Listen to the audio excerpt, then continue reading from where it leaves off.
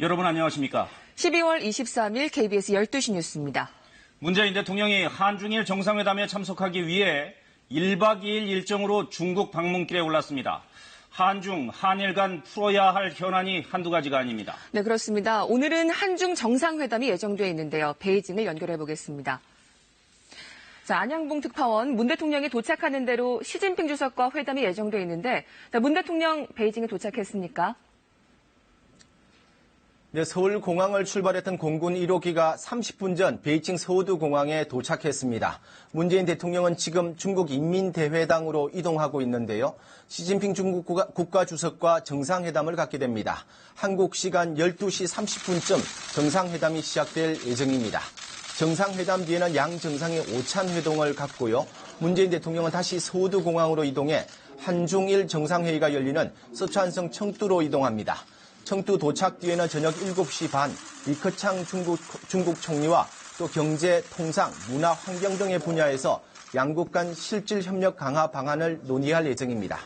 그리고 내일 오전에는 한중일 정상회의가 열리고요. 오후에는 1년 3개월 만에 일본 아베 총리와 정상회담도 가질 예정입니다. 1박 2일 한중, 한일 간에 현안이 많은 만큼 숨가쁜 일정이 예정돼 있습니다.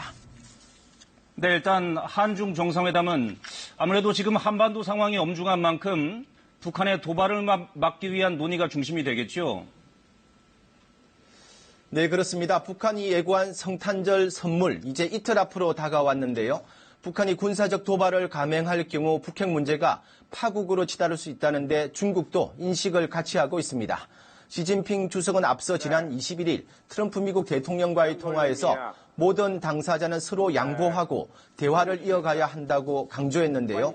또 한반도 문제는 정치적 해결을 추구해야 한다면서 북한의 도발과 이에 대응한 미국의 물리적 맞대응에 우려를 표명한 바 있습니다.